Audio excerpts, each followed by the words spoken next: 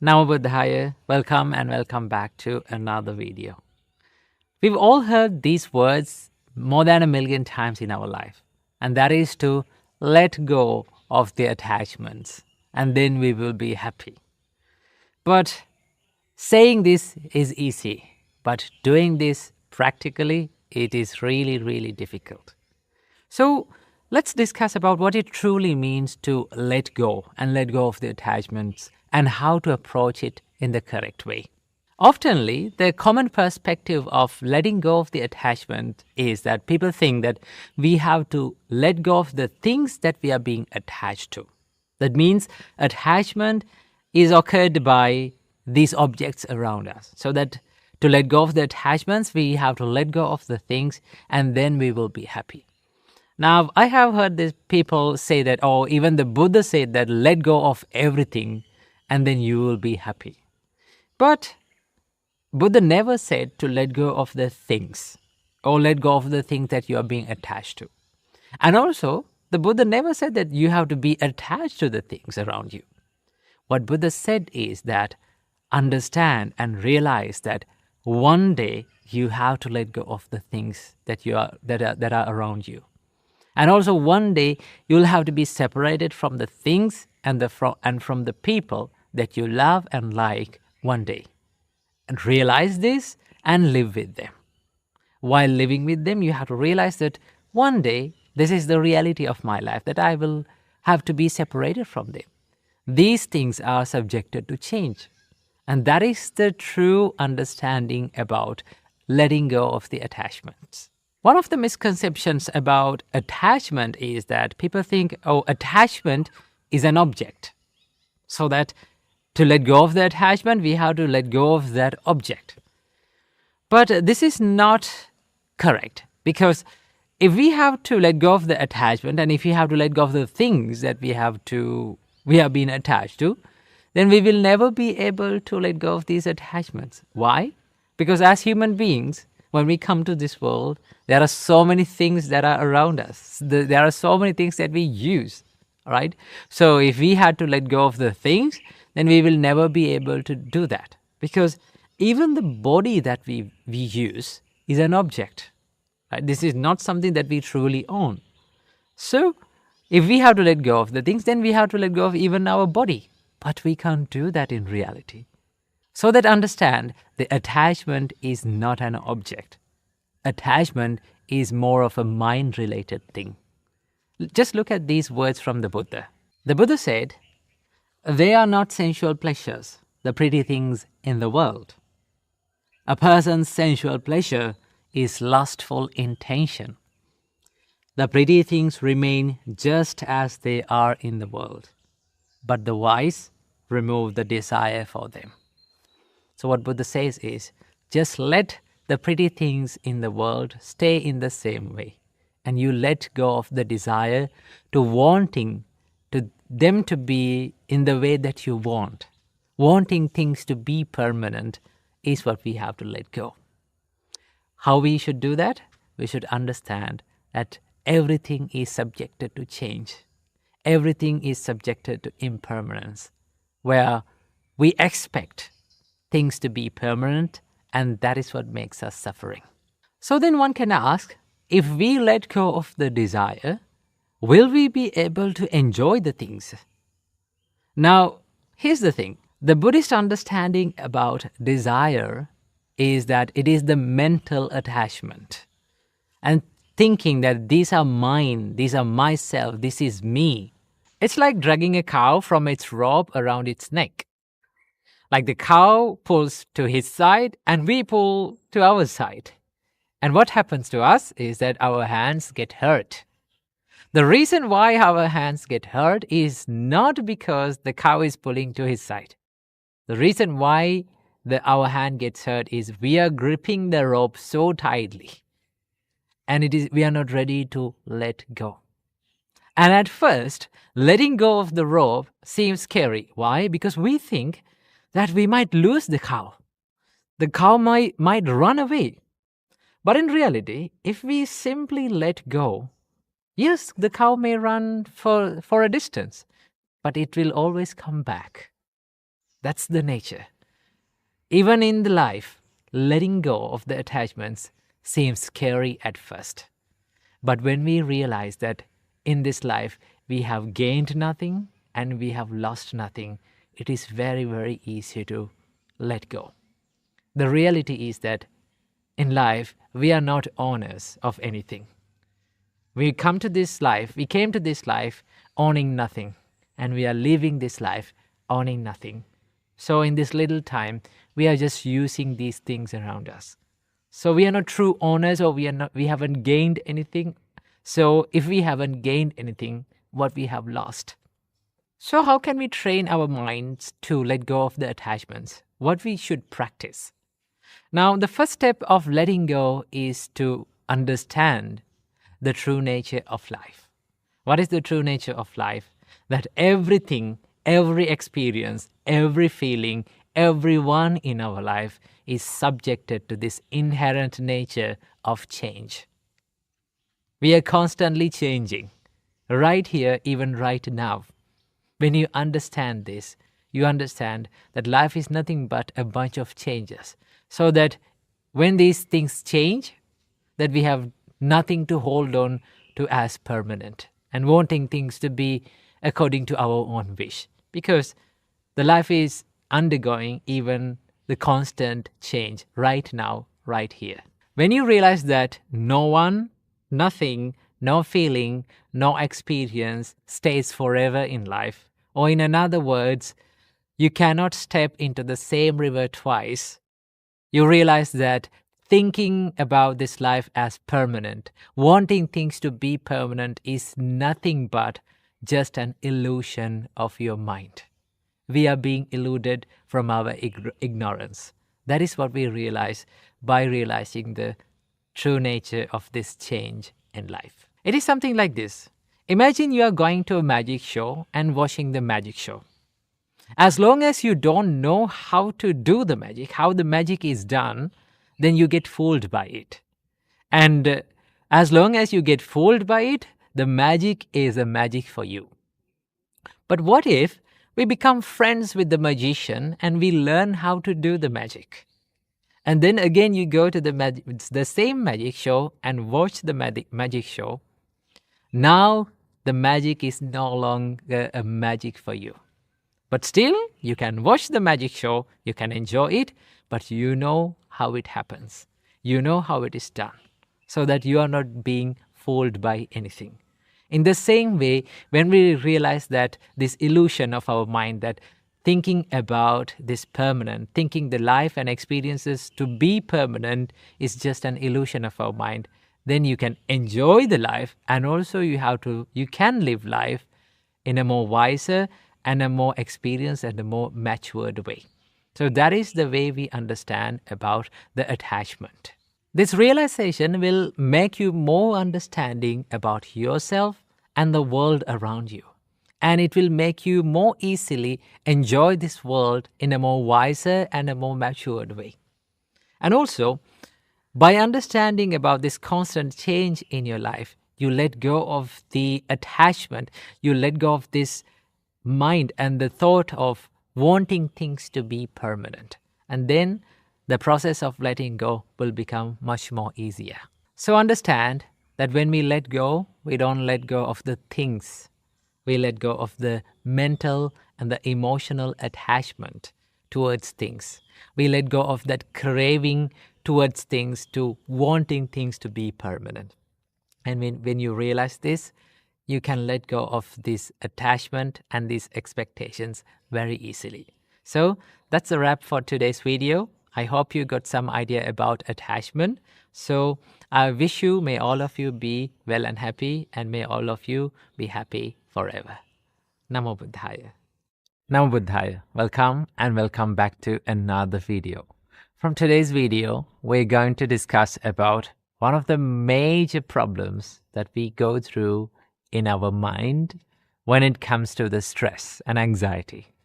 And that is the what if scenarios, the catastrophizing of mind.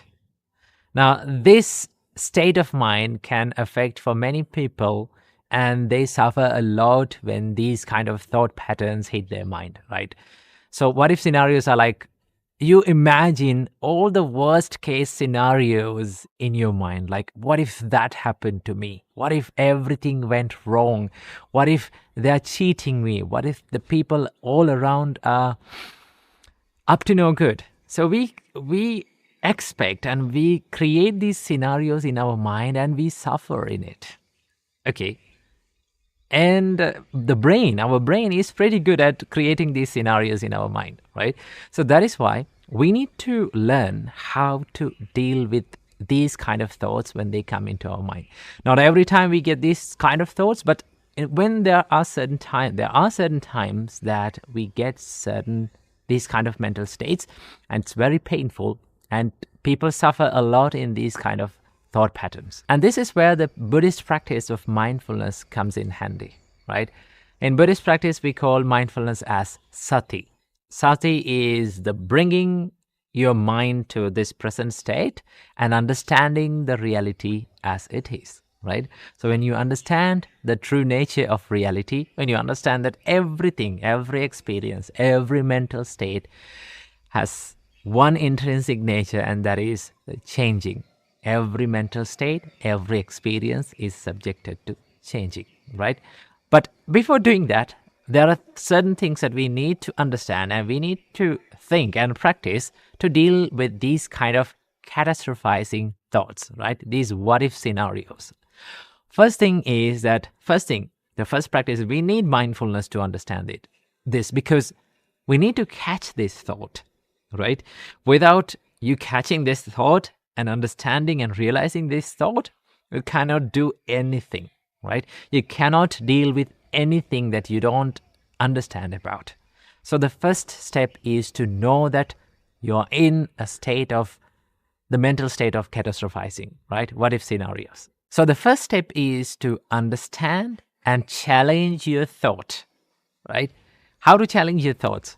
Now, in this practice, we need mindfulness. We need to catch this thought, right? And understand as it is. And then ask the question from yourself that, is this the reality, or is this just another distortion of my mind about the reality of the life, right? Because the mind and our brain can distort the reality in many ways. It can create many scenarios, but in reality, the problem is very, very little.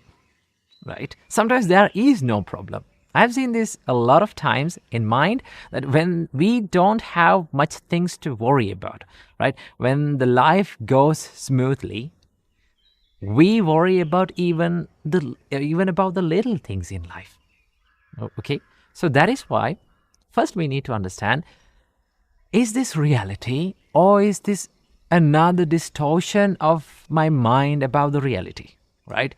When you understand this, when you come to this present moment and understand what reality is, then you find that there are very few things that we need to worry about, and many things, right? 99% of what we go through is just another distortion of our mind, right? So challenging your thought is very important when you deal with these kinds of mental states. And once you understand the reality, now then you can ask from yourself that, what can I do about it? Is there anything that is under my control that I can take some actions to change this state, right? And then you understand that there are certain things in life that are under your control and that are not under your control, that are out of your control. So then you have to realize that the things that are under your control is totally worth worrying and totally worth taking actions. And the things that are not under your control, we don't have anything to do about it. And also we can't change that state. So what we can do is we can accept it, right? Once you realize the reality, one thing that you can do is to understand what is in your control and what is not in your control. And that is the next thing that you have to do. And once you understand the present state of mind, now you can add a little mindful practice to your life, right? Such as breathing meditation, right? A mindful in-breath and out-breath will help you to relieve your stress, Okay, this is something the Buddha introduced us to do, and Buddha emphasizes to do, to stop the chattering of your mind, to stop this restlessness of your mind. Because once you're in these kind of mental states, one thing that happens to your mind is you become restless. So a mindful breathing practice will help you to relieve the anxiety and relieve the stress from your mind and become more peaceful and calm. And there's another practice that you can do, and this is not directly mentioned in Buddhism, but you can set a time to worry about things, right? So what you have to do when the worryings and when these regrets and these kind of thought patterns come into your mind, say to yourself, okay, wait, there is a time in my day to worry about these things. So wait until that. I will wait until that. And when that time comes, I will do my worrying. I will do my regretting. So what you do, you set an alarm to yourself that I will worry in the future. So then set a maybe time period during the day that you sit down and think, okay, what is there in my mind and in my life to worry about, right? And to check the reality. And then you spend a good time. And you don't spend that time worrying and regretting. You spend that time analyzing and not overthinking, but analyzing and realizing about the reality of the life and the present state of life, so that you find there are very few things to worry about in life. And all the other things that our mind has created inside our mind are just nothing but distortions of reality. So these are the few practices that you can add to your life. Whenever you get these kind of thought patterns, practicing these tips will help you to ease up your mental state. So practice this and make your mind peaceful and calm. Namo Buddhaya. Namo Buddhaya. Welcome to another video. From today's video, I'm going to be sharing with you one of the most beautiful poems from the Buddha. Now, when it comes to poems, the Buddha had a great talent of uttering poems or uttering verses. We call them gathas in Buddhist texts. So there's a whole array of books that are dedicated only for the verses or the poems that was uttered by the Buddha. For an example, the Dhammapada only contains the verses that was uttered by the Buddha. Sutta Nipata, there's another book called Sutta Nipata, which contains only the verses. So when it comes to uttering poems, the Buddha had a great talent. And these poems are very rich with the direct teachings from the Buddha and very deep meanings about the life. So here's one poem from the Buddha that can inspire you and also that can give you a lot of teachings about the life. The Buddha says, "Let not a person revive the past or on the future build his hopes, for the past has been left behind, and the future has not been reached. Instead, with insight, let him see each presently arisen state." Now, this explains about the mindfulness.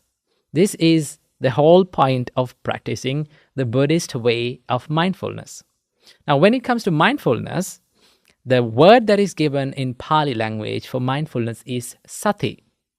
Sati is not always a Buddhist word, or mindfulness is not always a Buddhist word, because before the Buddha also, there were people who practiced sati, but that sati serves a different purpose.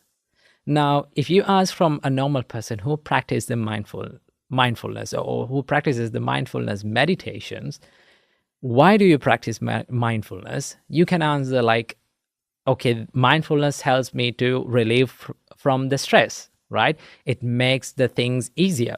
And also it helps me to watch my anger and to control it.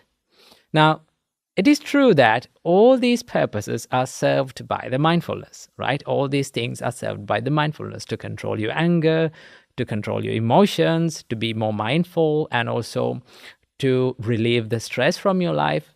It serves that purpose. But in Buddhist practice, the mindfulness serves a purpose that is beyond from these purposes. Okay, the Buddha says, instead, with insight, let him see each presently arising state. Now, this is the whole point of practicing the Buddhist way of mindfulness, which we called sammasati. It is to see the change, it is to see the impermanence nature of life. In the first, the Buddha says, let not a person revive the past. That means, if you understand what is past, the past is gone. It is over now, right? So the Buddha says, do not run back into the past or on the future build his hopes, right? Do not build hopes for the future. Why? The Buddha says, for the past has been left behind. Now, what is past is over now. It doesn't exist, right? And also, and the future has not been reached. Still, the future hasn't reached. So instead, what we have to do is, with insight, let him see each presently arising state. What we have to do is to contemplate, to focus our mind, to focus our awareness on this present state of mind. We only live in this present moment, right? We don't live in past. We don't live in future. We can't live in past or we can't live in future. We only have the only moment that we own in this life is this moment that is fleeting. So what Buddha says is to be more mindful about the experiences that happens in this present moment. Because if you think about the past, it is just an illusion of your mind, right? For an example, we can think about the experiences that happened in the past. We can regenerate that experience in our mind. But that experience is something that happens when we think about the past. That experience is something that happens in right now, but it is disguised as past. We think it is past. Who thinks it is past? We think it, right? But that very thought happens in this very moment. Okay, so how to practice the mindfulness is to be less judgmental or to be no judgment, to have no judgment about the experiences that happens in this present moment, and also to be more aware of it, right? Mindfulness is non-judgmental awareness. For an example, someone can think, okay, when you become mindful, you only keep your mind in the good place, in a good state. No, the Buddha says, saragang va chittang, saragang chittang ti bhajanati. That means when one has a lustful mind, he understands that lustful mind as it is, right? That means when he has anger in his mind, he understands the state of mind, that thought, as anger. Now, the problem is we become so much judgmental about the experiences that we have. Either we try to react positively, either we try to respond positively or to react negatively, right? For an example, let's say we have an uncomfortable thought in our mind. For an example, like anger. What we do is we try to reject that thought, right? We try to reject and we try to push that thought out of our mind. The more we push, the more we create the anger. Okay, so in mindfulness, what we do is we don't judge, we don't label that thought, we just see it as it is. Now, when you do that, you start to not to react to that very thought. And once you start to not to react, once you stop your reactions, what happens? The angry thought is no longer an angry thought.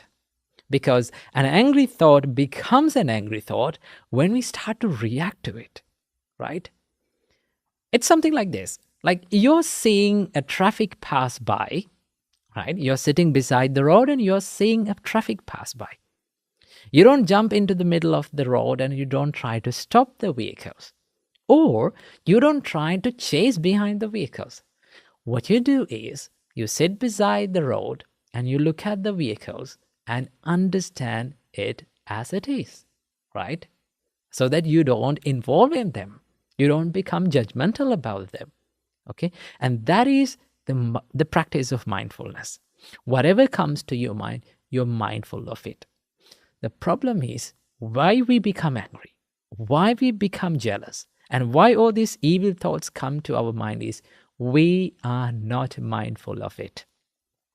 Once you learn how to be mindful, you start to be less judgmental and less reactive to those thoughts, right? And also, you start to think before you act, right? Your mind becomes slower and slower so that you can catch the very thought when it arises. And that is the pinnacle of practicing the mindfulness. And also then you understand that every thought has its own arising and it passes away, right? So every experience that we have has the nature of arising and passing away. Once you realize this nature, the arising nature and the passing away nature, that is what we call the impermanence. And that is called the true nature of life. In Pali, we call it anicca, the change. Now, the Buddha says, once you realize something is subjected to change, and once you realize that everything is subjected to change, everything is anicca, the next realization is if something is subjected to change, it is suffering, right? It is related to suffering. For an example, every suffering in our life, right? Every painful situation, every suffering that we have in our life is due to change, right? We think that we wish the things are not to change, but they change. We wish that certain experiences to not to change, but they changes. We expect that people to not to change, but they change. So every suffering in our life is due to change or anicca. So the Buddha says, yada niccang tan dukkha. What is subjected to change is suffering. And the next part is yan dukkhang tadanatta. If something is suffering, that should not be considered as self, I or mine or myself, right? So the Buddha says, if something is subjected to suffering, it should not be considered as self or myself. So that is the way to understand the concept of not self. So these three signs of this existence, these three signatas of existence, which is called the anicca, the impermanence, and dukkha, suffering, and anatta, the not self, is the three signata. These are the three signs of this existence. And the whole point of practicing the Buddhist way of mindfulness is to understand these three signatas, the reality of life. So that is why the Buddha says, when you practice mindfulness, when you contemplate and when you focus your mind to this present moment, when it is arising, you know it. When it passes away, you know it. You are mindful of it. And that is the way to understand the true nature of our life. And the next part of this verse is so beautiful. It is so inspiring. The Buddha says, today the effort must be made. Tomorrow death may come. Who knows? No bargain with mortality. That is one beautiful word. No bargain with mortality. Understand that we all are mortal people. We all are subjected to death, and we all are dying. And there is no bargain with it. When that incident comes to our life, we have to get ready to go. So that when you understand this, the living moment, this present moment is so valuable for you to practice this Dharma, for you to practice this spirituality, right? Once you understand that you are subjected to death, you value the value of life. And in the next part, the Buddha says, can keep him and his hordes away, but one who dwells thus ardently, relentlessly, by day and night, it is he, the peaceful sage has said, who has had a single excellent night. Once you understand the true nature of the existence And once you are not running back to the past, and once you learn how to not to expect the future, and once you learn how to be in this present moment and to understand the true nature of life, you can live an excellent night or an excellent day or an excellent life. So this is what Buddha meant from this beautiful poem.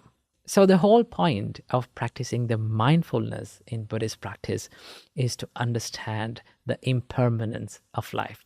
So I think this little poem will help you to understand more about the Buddha's way of practicing mindfulness. So I have mentioned all the links and all the things that you need to read about this sutra and this poem in the descriptions below. So go check it out them, and also try to practice this mindfulness in your life. Try to add it to your daily life and enjoy a peaceful and a happier life.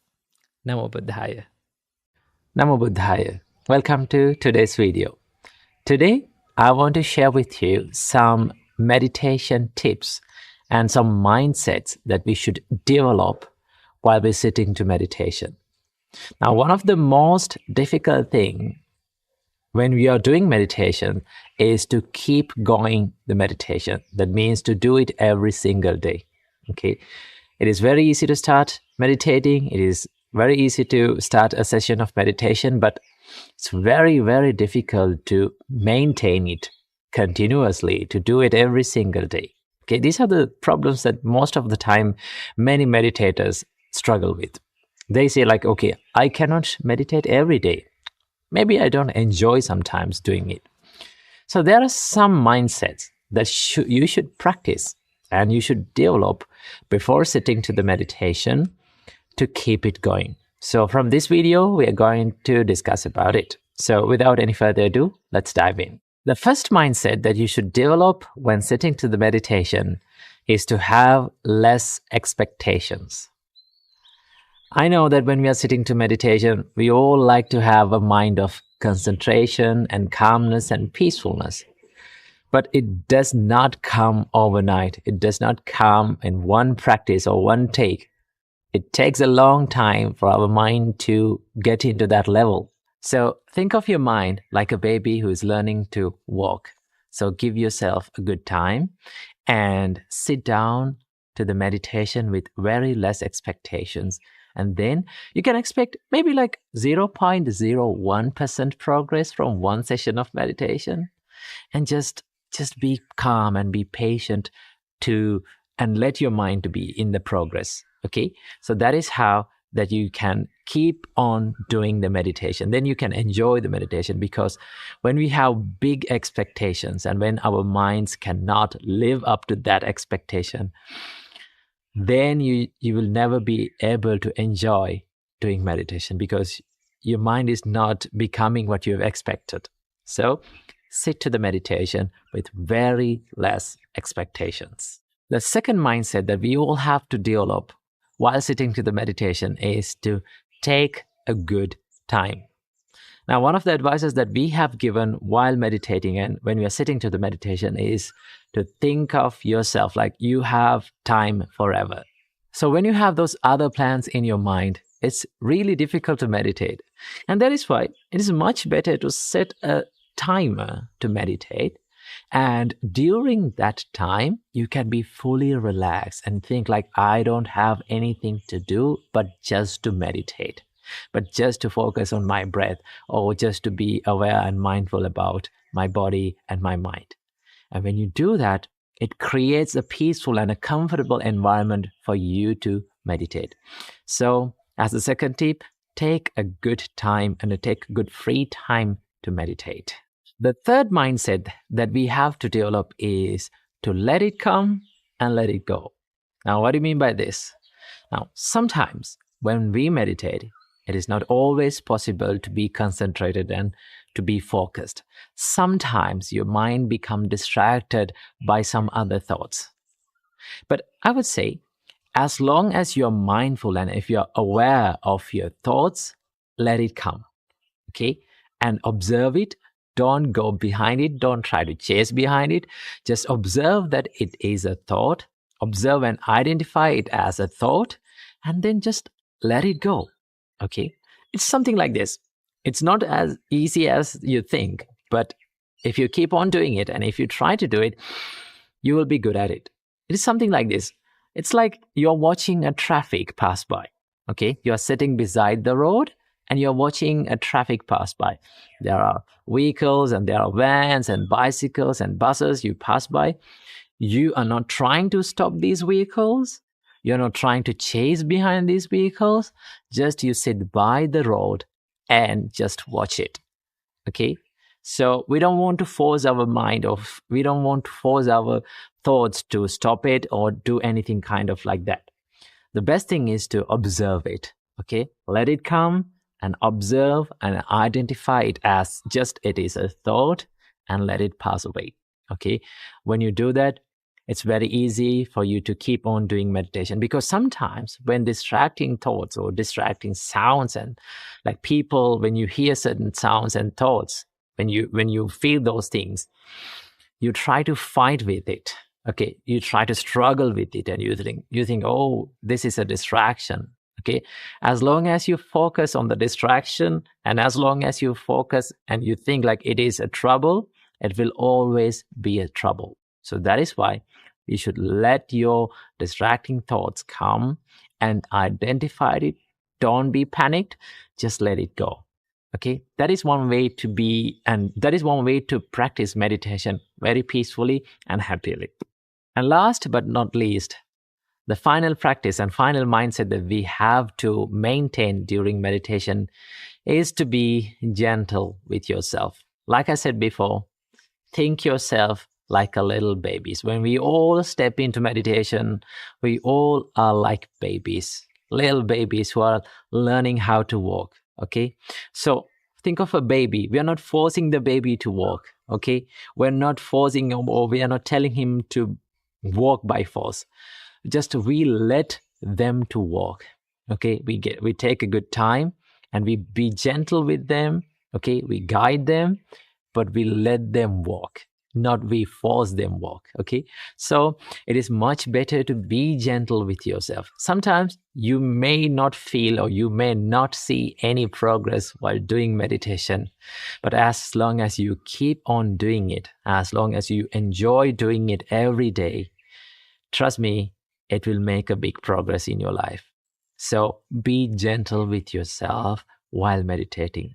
So these are few mindsets and few things that we all have to develop while doing meditations. So add these mindsets to your meditation and enjoy a happy and a peaceful meditation. Namo Buddhaya. Love is not a noun. Love is a verb. Understand? Keep this in your mind, okay? What is it? Love is not a noun, it's a verb. Verbs have actions. Verbs have power. Verbs have that potential to make a change, not just with words. If it was with words, it becomes a noun. Just to a word. See, we always say, I love you. I care for you. But we don't do it by our actions. So love should be put into action. Love should be made a verb. So now you have to think, how can I make the love in my life, that I love and kindness that I hold in my mind, my heart, a verb?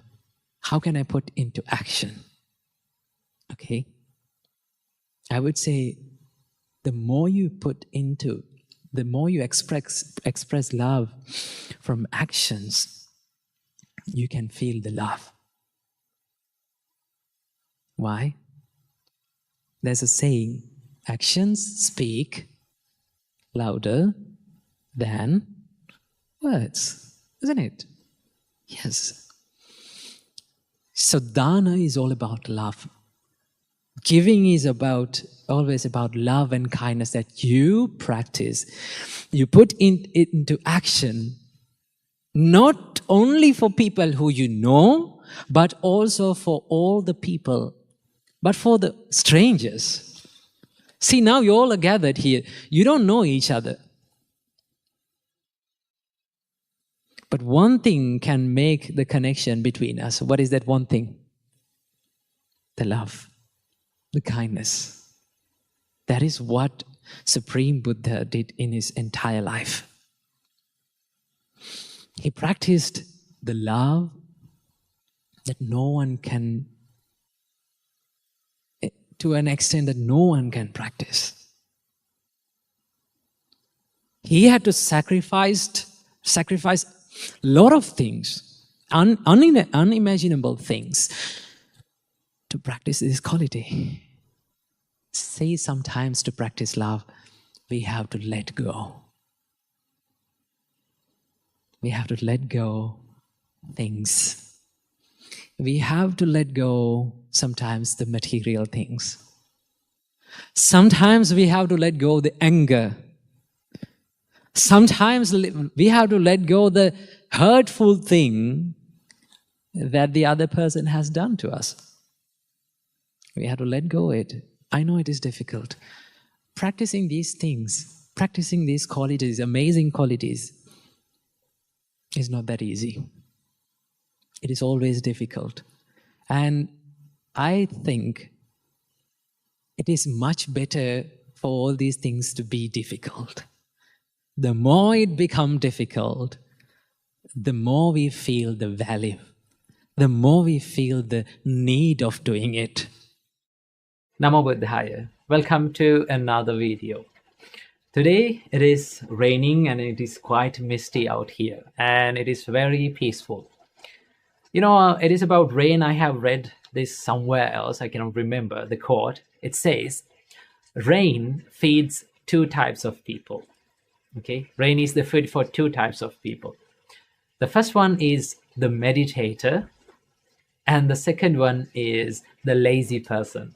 Okay, for a meditator, for a person who likes to meditate, rain is the best food and it is the best environment. Okay, and also for the lazy person, it is the best environment for him as well.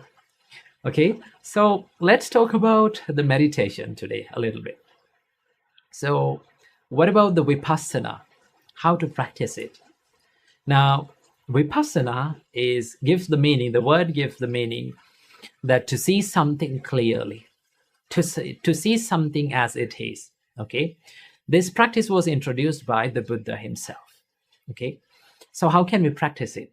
There's one verse that Buddha explains about the vipassana. It is very nice. And the Buddha says, Atitang nanva gameya napati kanke anagatang. That means, do not run into past and do not hope for the future. Yadatitang pahinatang apatang cha anagatang. What is past, it is gone. And what is future hasn't yet come. Okay? And then the Buddha said, Pachupannanchayo dhammang tattha tattha vipassati. Everything that occurs in this present moment are conditioned. Everything that we experience and we sense in this world are conditioned, that they arise due to conditions. Pachupannanchayo dhammang tattha tattha vipassati. You have to wisely reflect on all those things, all those sensations that occurs in this present moments, and wisely. Okay, that is about the vipassana. Vipassana is all about bringing your mind into this present moment and become the observer in it. Now, normally we react to everything that we sense. Okay, there are lots of sensations coming from this outer world, and what happens with us is we react to them always. Okay, either it is with the consciousness, we consciously react to something, and also sometimes unconsciously we react to certain things. Okay, so the Buddha said, be mindful about those sensations and do not react. Instead of reacting, try to observe it. Do not judge the thoughts, do not judge the feelings. Be the observer. Okay? For an example, let's say you got blamed by someone. Okay? And you come home with this mind inside you, all those words inside you, all those insults inside you. And you come home and you sit on the bed, maybe lie down on the bed and look at the ceiling, and you start to worry. Okay? But the reality, let's take the reality of this situation. Okay? Now let's say someone is insulting you. When someone insults you, you hear that sound in that moment, in the present moment. As soon as that person finished insulting you, everything that he has spoken is gone. Isn't that true? What you heard, what you heard is gone. Now, what I have spoken before in the beginning of this video is gone now. It's finished. Okay, it has vanished. But deep in our mind, we recreate all those sensations, we recreate all those emotions and feelings and all those words in our mind, and we start to worry about it. Sometimes we start to be happy about certain things. If that makes you happy, we start to be happy about it. Isn't that true? That is the thing. So what Buddha said is, be mindful about it. Just observe it. Do not try to react to your thoughts. Okay? When the happiness comes in, we don't try to suppress our thoughts, and also we don't try to express our thoughts. What we can do is we can be in the middle and we can observe the thoughts. Okay? When happiness comes in, we let that come in. We let that come in and we become the observer. Do not react. Not reacting. Just see it arise and see it pass away. Okay? It is something that you watch a traffic by the side of the road. You sit down the side of the road and you watch the traffic. You watch the vehicles pass by. You don't try to stop the vehicles. You don't try to run behind the vehicles. We just try to observe it. We just try to notice it. And we see these vehicles come into our field of vision and it goes away. And you start to realize that every sensation, when you observe your feelings, when you observe all the sensations that happens within you, you start to feel that nothing stays forever. It is impermanent. It has the nature of arising and it has the nature of passing away. Every sensation, everything that we feel in, and everything that we feel in our world is impermanent. So that is what about the vipassana. When you practice that, you can go into a silent place, maybe sit down on a chair, maybe sit down on the floor and close your eyes. And slowly, you can observe what comes into your mind. Okay? And be the observer. Do not try to react with them. Okay? When you see happiness come in, you see that happiness come in and you observe it. And it goes away. When you see that sad thoughts come in, you feel that. And you observe it and you let it go. That is how you become mindful and when you practice vipassana. When you do that, you start to realize that one thing in every aspect and every sensation in your life, and that is impermanence. Once you realize this nature of impermanence, that is what you call the realization of truth. Okay? So keep that in your mind and practice it. Namo Buddhaya. What is the true nature of life? It is the change. One thing that always prevails throughout our entire life, that is change. Everything is subjected to change. We all need to understand it. Everything is changing. And everything has this intrinsic and inherent nature of changing. You have to understand. To understand You have to become a seeker, not a follower. See, we are in a follower culture, isn't it? Yes, we like to follow people, but we don't like to seek, find, question, ask why, how. We don't ask it. We always like to nod our head. We don't like to question. The first step of wisdom is to ask why, how it is happening. The Buddha says that you should practice Buddhism by asking questions. Asking questions to understand and realize. Why do you ask questions? Because you realize that you don't know. That is the first step of wisdom. The first step of wisdom is to realize that I don't know. I have to learn more. I have to seek. I need to ask. To ask for anything is the most difficult thing. Why? We have to put down our ego. Isn't it? Yes. To ask for help, should we put down our ego? Yes. To ask for a question and say that I'm not clear with this, can you clarify it? You need to put down your ego. That is the nature of a seeker. So I will all invite you this day. It's a special day for me and for all of you.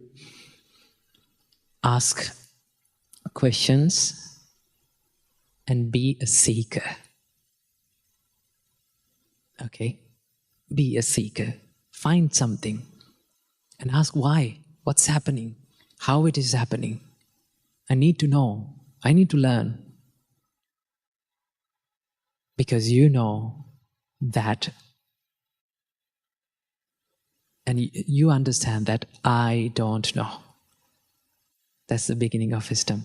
That is why wisdom begins from the humblest places. Being humble and understanding that I don't know. I have to learn. I have to seek. I need to get the help. That is where you find the truth. Namo Buddhaya. If you take a healthy seed and plant it in an infertile pot or infertile soil, what will happen to the seed? Slowly by slowly, it will start to die. It will never grow. The problem was not in the seed. The problem was in the environment. Same goes with our life. Although we are good people, although we have good qualities inside us, the environment or the people around us can affect the good qualities and can affect our inner values. And that is why in Buddha's teachings, the biggest amount of focus is given for the people who we associate. At one time, Venerable Ananda asked from the Buddha, says to the Buddha, I think half of this Buddhist practice depends on who we associate, or half of the Buddhist practice depends on good friends. Then the Buddha said, Ananda, do not say that. Ananda, the full Buddhist practice, the fullest Buddhist practice depends on, the whole Buddhist practice depends on having good friends and having better friends. In Buddhism, we call them Kalyana Mitta, the noble friends. So who are noble friends? Noble friends are the friends who they direct you to do good things and to be a better person and to cultivate the inner values like love, compassion, patience, and practicing the Dharma. All these things, the people who help you to develop these things. So in the Buddha's teachings, having good friends around you is considered as a blessing to your life. The Buddha says this in Mahamangala Sutta. The Buddha says, Asevana cha balanang panditanang cha sevana etam mangala muttamang. That means, the Buddha said, Do not associate with people with lower qualities. Associate with people with higher good qualities. Okay, having a good association with people who have higher values and higher qualities will help you to improve in your life. And that is why in the Buddha's teachings, a major focus is given to the people who we associate. Even in the monks community, when we are living with monks, monks live in one aim, with a one aim, to practice the inner qualities like love and compassion, sharing, meditations, and spiritual practice. When you're being around such a community, it is very easy for you to practice it. Now, when I began the practice of the monkshood, it was a challenge for us to practice these qualities like meditation. For an example, it was very difficult to meditate in the beginning, but we had group meditations. That means our senior monks meditated with us. Okay, we were sitting with the senior monks and we were meditating, and we see from the beginning of our monkhood, we saw that our senior monks are meditating for hours and hours, and that inspired us to meditate. So having and being with a community of people who are like-minded and being with people who can help you to improve is a blessing for all of our life. Now, when I say this, I know the question that comes to your mind: how can I have people around me that helps me to improve? Okay, because I live in a toxic environment. Maybe you're living in a toxic environment. Now, that is the problem that we most of the other people have, right? And then you may ask, like, I am living in a toxic environment, so how can I find good friends, and how can I find people who are going to help me? Well, I know we don't get the exact environment that we expect all the time. There will be always toxic people around us. There will be always unfavorable environments around us. Okay? But from time to time, we get into contact with people with better qualities and better people and with higher values. And do not lose that association. Connect with them, be with them, get inspired with them, and then associate. Keep associating those people from time to time. The more you associate them, the more you develop the inner qualities. It's something like this. If you grow a plant in a little pot, right? For an example, if you take a bonsai plant, it grows in a little pot, right? So the environment is limited, the soil is limited. Okay, so what happens to the tree? It doesn't grow much. Okay, it starts to grow slowly, but because of the environment, because the roots are stuck in that little amount of soil. What will happen if just one root came out of that pot and got connected with the ground? What will happen? The tree starts to grow. Same like that. If you get one connection, just one connection with a better person, or a better person who has good qualities and who can help you, you should not lose that connection, right? You have to be connected with that person and you have to grow, and that will help you to grow in your life. So then the environment that you live in will not matter to you, because you have that valuable connection with that one person. Okay, and that is why we need to choose the people who we associate wisely, because who we are the people who we associate. And that is why they say that you are the average of 5 people who you associate. Just look around the people who are living with you. Okay, just look around the people who you share your life and see you're the average of those 5 people who are very close to you. So that is why we need to be very wise and very keen when we pick friends and when we pick people to associate. And if you got just one connection with a person who has better qualities and good qualities, who can help you to improve, never lose that connection. Be connected with that person and improve yourself. Namo Buddhaya. one of the things that many people misunderstand about Buddhism is, I've heard this a lot, they say that Buddhism is negative. Buddhism is very pessimistic. It speaks about death and dying and sickness and crying. Why Buddha speaks about negative stuff? Can't we have something joyful and happy about this life? Well, from this video, we're going to talk about, is Buddhism really negative? So here's the reason why a person might come to a conclusion that the Buddha's teachings are quite pessimistic and it is negative. It is because of the first noble truth. Now, what is the first noble truth? It is dukkha in Pali language, which is literally translated as suffering or stress. Now, these words have deeper meanings. When Buddha speaks about dukkha, Buddha means about deep things about life. But when you look at this word, suffering or stress or dukkha, one might come to a conclusion that, oh, Buddha speaks about suffering, right? Buddha says that life is suffering. But when you look at the life, there are things that we can be happy about life. And also there are moments that we have a lot of joyfulness in our life. So why Buddha speaks about negative stuff? And also the Buddha explains in his first sermon about the first noble truth, the dukkha, as like this. Now the Buddha says, now this, monks, is the noble truth of stress or suffering.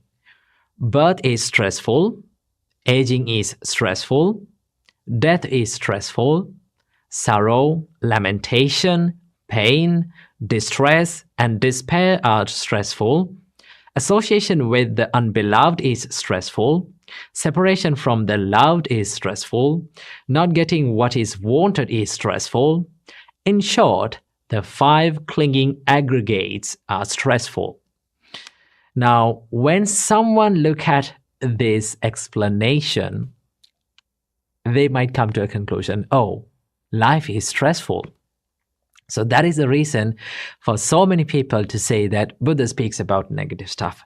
But if you really understand about what Buddha meant by this, you will find that Buddhism is not negative or pessimistic. It is more realistic. Okay?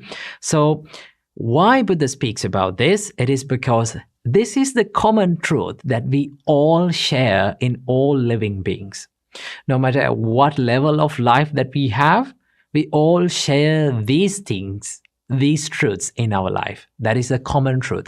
So Buddha saw this, and that is why Buddha speaks about this. So yes, it seems to be pretty miserable, right? But wait until you hear the second noble truth. What is the second noble truth? It is called the samudaya, the origin of suffering. Now Buddha says there's a reason why we suffer. What is the origin of this suffering? Now Buddha explains that the reason why we suffer is because of tanha. Tanha means craving, literally translated as craving. But there is more to this word, okay? So why we suffer is because we have this craving and attachment towards things, okay? Towards things, people, and to ourselves as well. So, and it gets better when you hear the third noble truth. The Buddha says that you can end the suffering. The third noble truth is called nirodha, the cessation.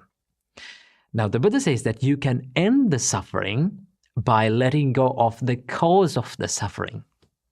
Right? I will repeat it again. You can end the suffering when you let go of the cause of the suffering. Right? So it is pretty obvious, right? Pretty realistic. Let's understand about it like this. Suppose you have an unwanted plant in your garden. Now what you want to do? You want to remove this. So how are you going to remove this? Let's say a person goes and cut it from the stem. Cut down that plant from the stem. Did you permanently remove it? No.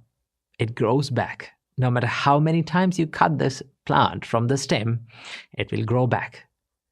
But if you really need to remove the plant, what you have to do is you have to go into roots, dig the plant, and then remove the roots, and then it will never grow back, right?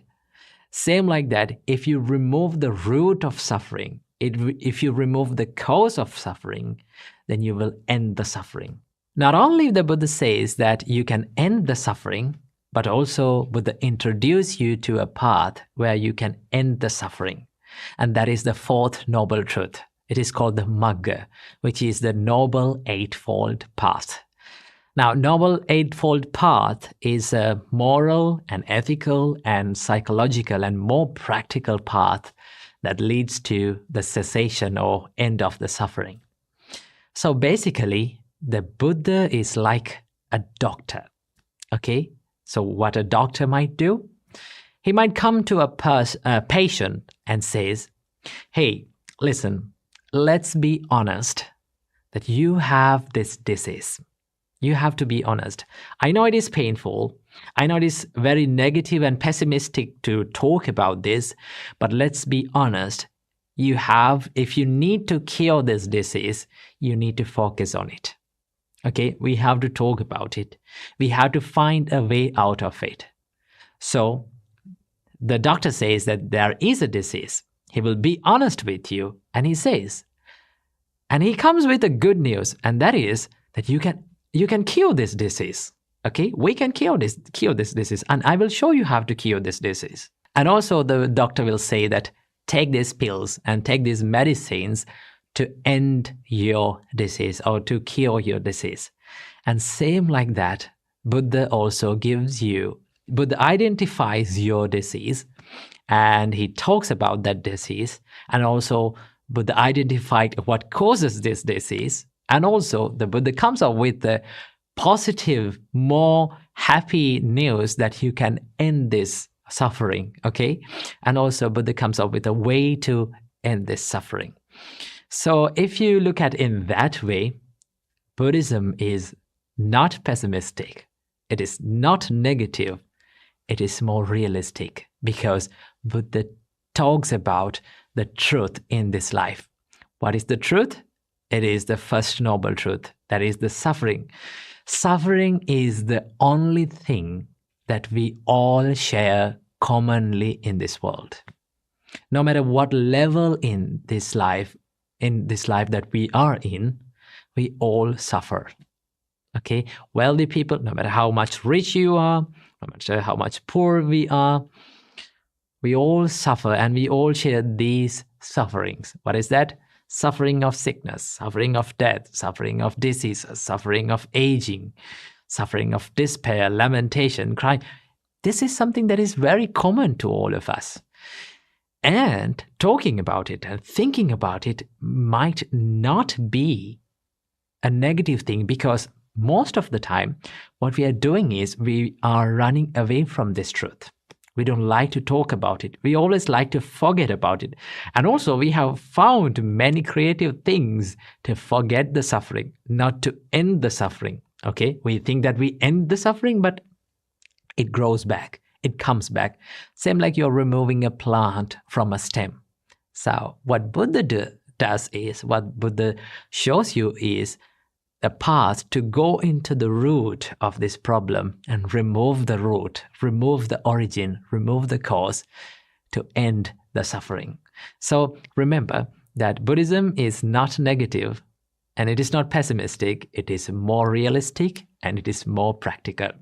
So I hope you got some idea about what Buddha teaches you. So that is all for this video, and see you in the next video. Namo Buddhaya.